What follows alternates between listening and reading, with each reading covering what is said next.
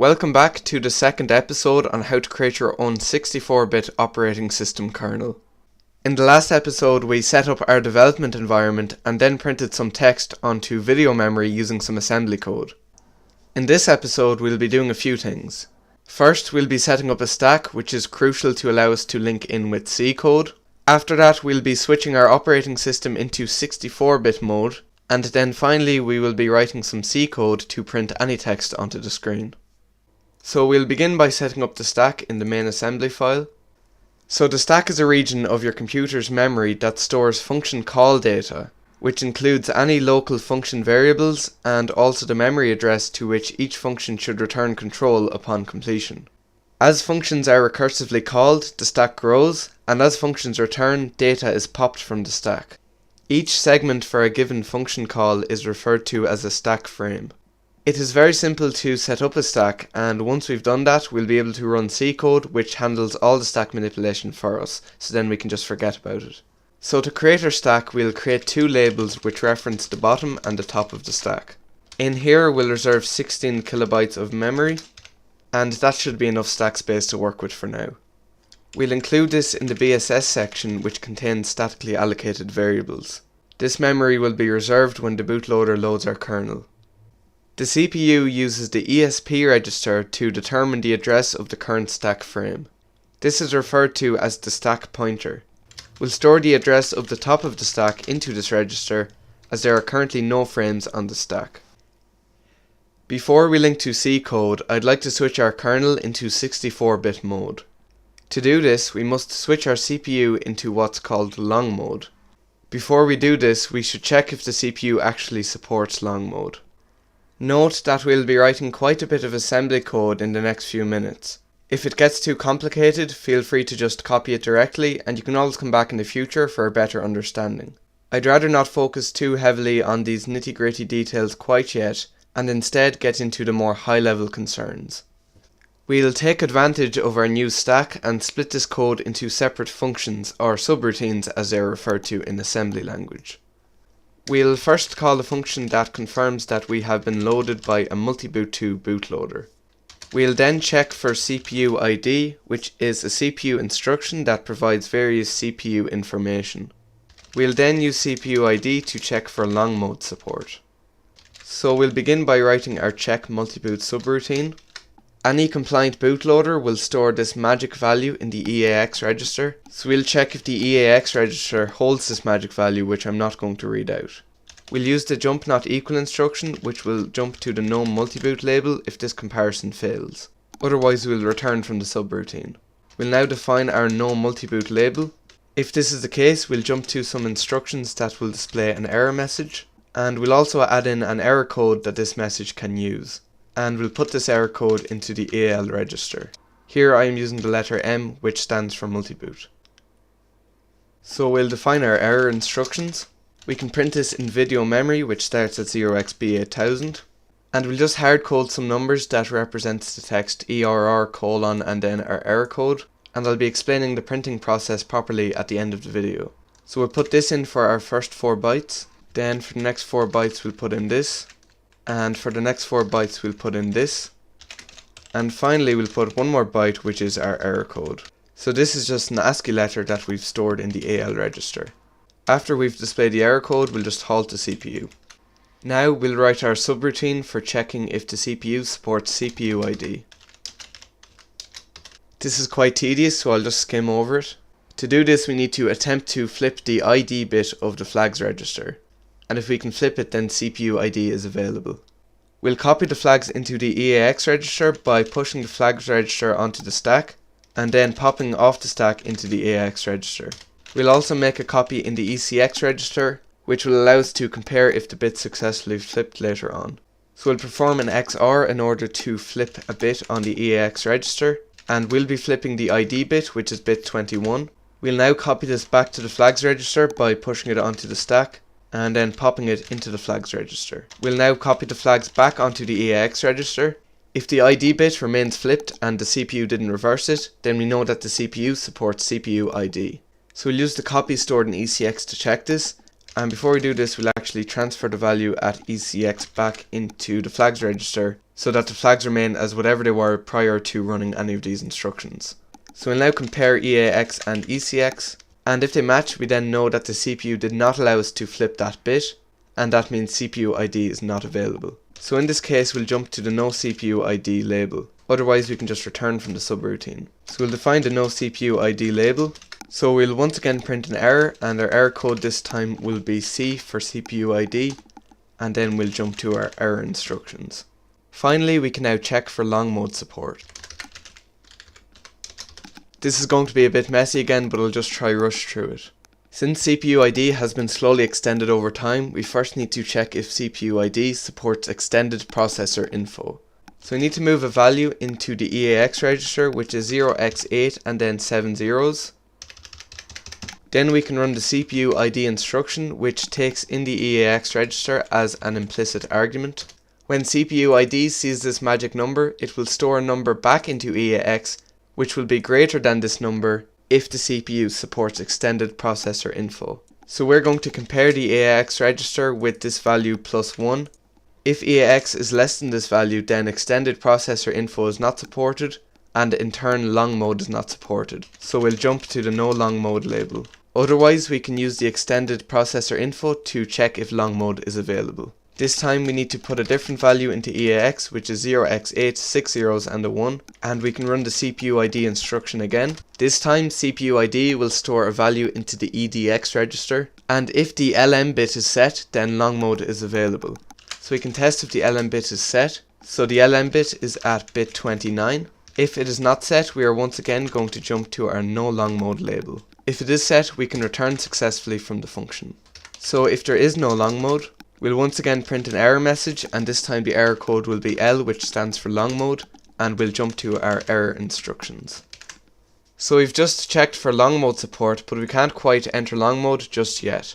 As a requirement to enter long mode, we must set up paging. We'll cover this briefly in this video, but go into more detail when we set up the heap for memory allocation in a future tutorial. So all your data in memory is stored at different addresses. However, rather than working directly with physical addresses in RAM, we typically work with virtual addresses which are then mapped to physical addresses. This provides an extremely useful layer of indirection. Not only can we shuffle memory around to prevent fragmentation without affecting a program's memory space, but we can also map virtual memory addresses to data not currently present in RAM, allowing for hard drive memory swapping, and we can also create very efficient copy-on-write data. Those are just a few benefits of virtual memory, which we'll cover in depth in future tutorials, but for now all we need to know is that we need to implement virtual memory in order to enter 64-bit long mode through a process called paging. In the simplest form, paging allows us to map virtual addresses to physical addresses. We do this by creating page tables defining all the mappings, which the CPU then looks at whenever you try to read or write to memory. A single page is a chunk of 4 kilobytes of memory. When we are mapping memory, we map a full page of virtual memory to physical memory at a time. So we'll come into our assembly and call two subroutines that we'll define. The first will be to set up the page tables, and then after that we can ask the CPU to enable paging. So the way the page tables work is we have 4 types of page tables: level 4, level 3, level 2 and level 1, and each table can hold 512 entries. So each virtual address takes up 48 bits of the 64 bits available, the other bits are actually unused. The CPU treats the first 9 bits as an index into the level 4 page table, and the corresponding entry will point to a level 3 page table. The CPU then uses the next 9 bits to index into this level 3 page table, yielding an entry pointing to a level 2 page table. This continues until we reach the level 1 page table, where the entry now points to the start of a page in physical memory. The final bits of the virtual address are used as an offset in this physical page. The CPU determines the address of the level 4 page table at any moment by reading the pointer stored in the C or 3 register. We'll come down to the BSS section and reserve some memory for our page tables. Each table is 4 kilobytes, and it is important that we align all the tables to 4 kilobytes. So we'll create a root page table, which is the level 4 page table, and this will be 4096 bytes. For now, we'll only have a single level 3 page table, which is also going to be 4 kilobytes. And then we'll also have one level 2 page table. We're not going to need a level 1 page table for now, and you'll see why in a minute. So we'll now implement our subroutine for setting up our page tables. So we need to do what's called identity mapping, where we map a physical address to the exact same virtual address. This is because paging will be activated automatically as soon as we enable long mode. The CPU will then read the following instruction to execute, and the address of this instruction will be based on a physical address it already has from before paging was enabled. Since the CPU will now treat this as a virtual address, the simplest thing to do is map a chunk of these virtual addresses to the same physical addresses, so that our instructions will continue executing fluidly. So what we're going to do is identity map the first gigabyte of pages for the time being. So we'll add one entry to the level 4 table, which will point to the level 3 table we have, and we only have one level 3 table at the moment. So what we'll do is take the address of the level 3 table and move it into EAX. So because our pages are page aligned to 4096 bytes, log base 2 of 4096 tells us that the first 12 bits of every entry is always going to be 0. And the CPU uses these bits to store flags instead. Again, we won't be covering these flags in detail until a future tutorial, but for now we're going to need to enable the present and writable flags, which are located at the first and second bit, which we've both set to 1. So we can now take this address, which has some added flags, and put it in as the first entry into the level 4 table. We're going to do the same thing and have one entry in the level 3 table, and this will point to the level 2 table. And normally entries in the level 2 table will point to a level 1 table.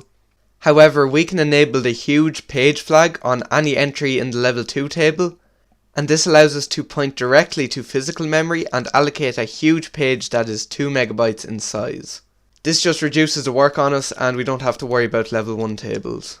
The spare 9 bits in the virtual address will be used on top of the remaining bits as an offset into this huge page, rather than as an index into a level 1 table.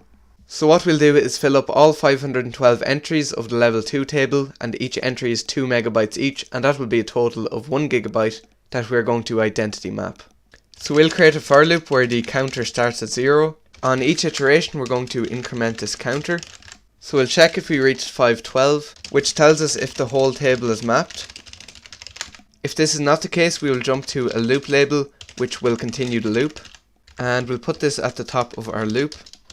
So for each iteration in the loop, we're going to map a 2 megabyte page. So we'll store the number of 2 megabytes in the EAX register. If we multiply the value in EAX by our counter ECX, then we'll have the correct address for our next page. We're now going to put in the present and writable bits again. However, we'll skip ahead 5 more bits, and we'll set the 8-bit to 1 as well, which is the huge page flag. Finally, we'll put this entry in the level 2 table, with an offset of the index of the entry, which is our counter, multiplied by 8 bytes for every entry. And our entry is that in the EAX register. So once all that is finished, we can return from the subroutine. So now it's time to actually enable paging and in turn enter long mode. So we'll implement our enable paging subroutine. We have to pass the page table location to the CPU, and as I've stated before, the CPU looks for this in the CR3 register. So we'll move the address of the level 4 table into the EAX register, and then we can copy this value into the CR3 register. We then need to enable physical address extension, and this is necessary for 64-bit paging. To do this, we just need to enable the PAE flag in the CR4 register, so we'll copy that into the EAX register so we can work with it. So we'll just enable the 5th bit, which is the bit for the PAE flag. And then we'll save these changes back in the CR4 register. It's now time to enable long mode. To do this, we need to work with what's called model specific registers. So we need to put this magic value into the ECX register, and then use the read model specific register instruction. This will load the value of the EFER register into the EAX register. We can then enable the long mode flag, which is at bit 8, and write this back into the model specific register, which is the EFER register. Finally, we can enable paging by enabling the paging flag in the CR0 register. So if we copy that into EAX, we can then enable the paging bit, which is bit 31, and then move that back to the CR0 register. So we can finally just return from the subroutine. So we've successfully entered long mode, but we're not in 64-bit yet, we're actually in a 32-bit compatibility sub-mode. To finally finish off entering 64-bit mode, we need to create what's called a global descriptor table. Since we are using paging, the global descriptor table doesn't serve much purpose, but it is still required to enter 64-bit mode. So what we're going to do is create a read-only data section, and in here we'll define our 64-bit global descriptor table. This must always begin with a 0 entry, and then we need what's called a code segment. In here we have to enable the executable flag. We need to set the descriptor type to 1 for code and data segments. We must enable the present flag.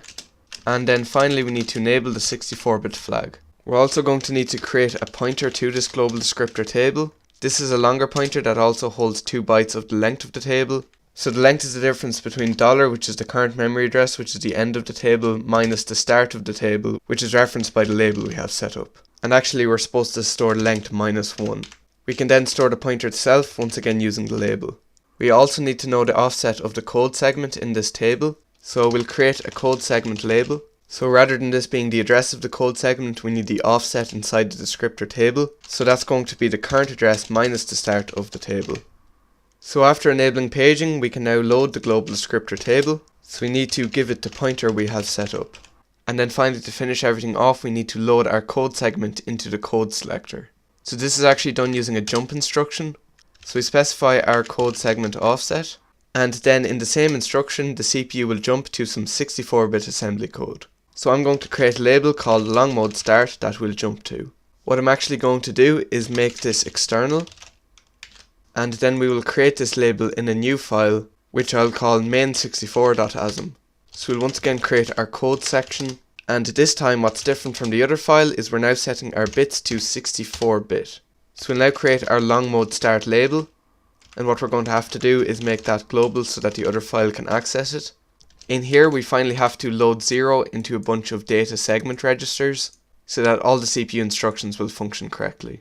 So what we'll do is test our code at this point before we start any C code. So what I'll just do is move our printing code from the 32-bit assembly file to the 64-bit assembly file. And after that we'll just halt the CPU so that we're not running any garbage instructions. So we'll build our kernel and we'll enter our Docker build environment with the appropriate command for your operating system. And make sure you have your Docker image built before running this command. And then we'll run our build script. And we'll exit our Docker environment. And then finally we'll load up our operating system using QEMU. And as you can see, OK is still displaying on the top left corner. Okay, so that was a lot to get through, but now we can finally start writing some C code. So in this episode we're going to be writing our own custom print function. So what we'll do is create a new kernel folder, and in here we'll create a main.c file. What we'll do is create a function called kernel main, and we'll call this function inside our assembly code. So rather than printing some text, we'll just call kernel main. And we do have to reference this externally. So what we're going to have is a print clear function that we can call to clear the screen. We'll have a print set color function that changes the foreground and background colors. So for example, we'll be able to set yellow for the foreground and black for the background. And finally we'll be able to print some text. And you can put anything in here that you like. So what I'll do is create an interface folder, and in here we'll have a print.h file. So we'll just use the pragma once directive. And in here we will define our printing interface. So we'll have a function called print clear. We'll have a function called print char, which will take in a character. We'll have a function for printing strings, and this will take in a character pointer, which will be a null terminated array of characters. And then we'll have our set color function. So we'll use an unsigned 8-bit integer for our foreground color and also for our background color. We're going to have to include stdint.h and stddef.h to get access to these integer types. And finally we'll create an enum for our colors. So I'm not going to spend 10 minutes typing them out, and if you'd like you can copy and paste this from the source code linked in the description. So each color code has a different number to represent it. So we'll create a print.c implementation file inside the x86-64 folder. We'll start by including the print.h interface file that we'll be implementing, and actually we'll have to do that as well in main.c. So the way printing works is that video memory holds an array of characters. So we'll create a character struct to represent this.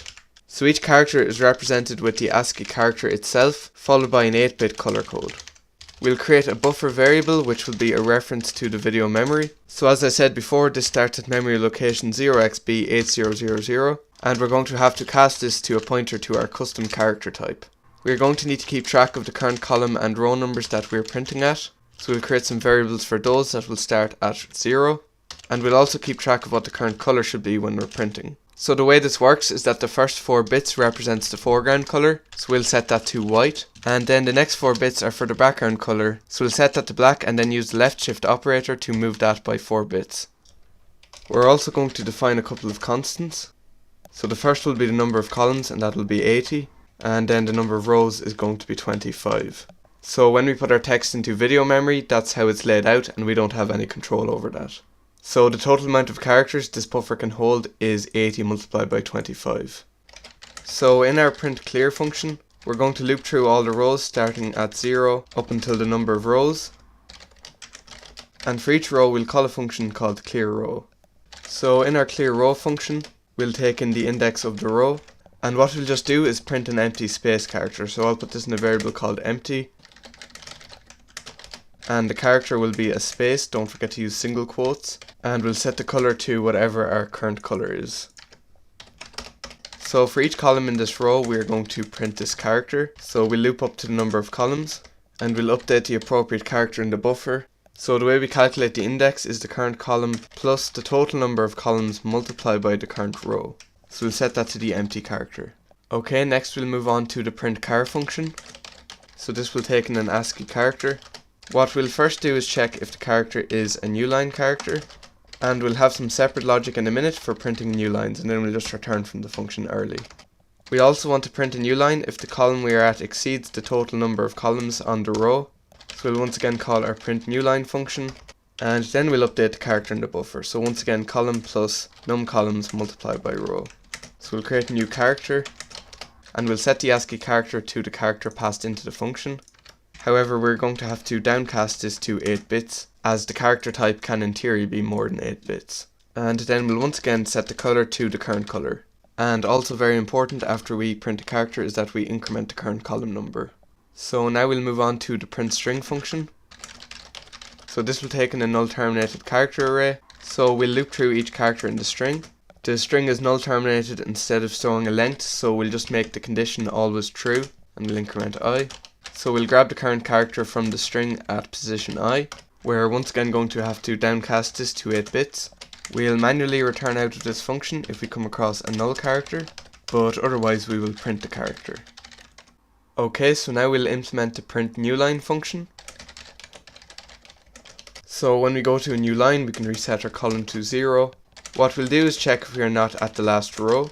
So in this case we can just move on to the next row and return. But if we're on the last row, we're going to have to scroll all the text up so that there is space for our new row. So we'll loop through from the second row onwards, and then we'll iterate over all the columns. So we'll get the character at this row and column, and we'll move this character up by 1 row. So we'll do row -1. So we'll set this to character, and now all the rows are going to be moved up by 1 row. We started at the second row as there is no need to move up the first row, as that will then be cut off the screen. When we move the last row up, we're going to have to clear that row before we do any printing on it. Okay, so the final function we have to implement is for changing the color. So we'll take in our foreground and background colors, and the foreground color will take up the first 4 bits, and then we'll bit shift the background color by 4 bits so it takes up the other 4 bits.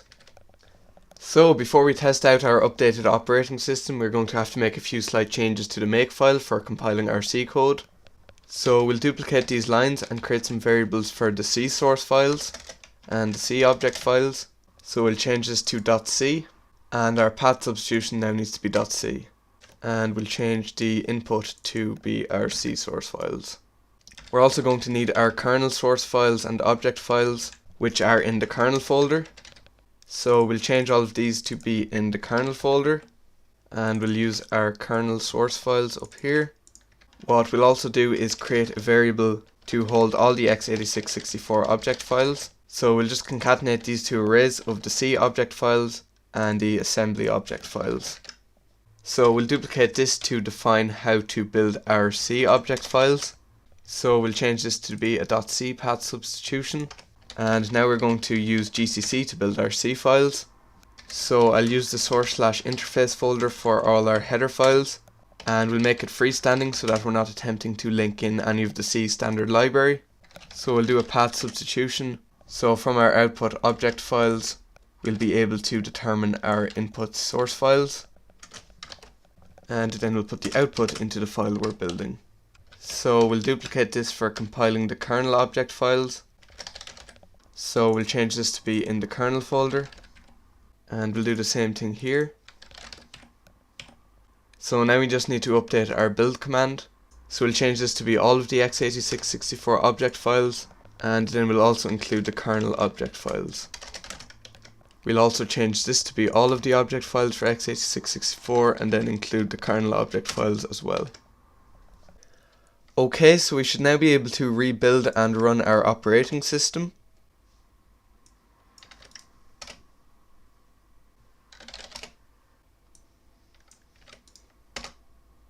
And as you can see, the screen is cleared and it says at the top, "Welcome to our 64-bit kernel."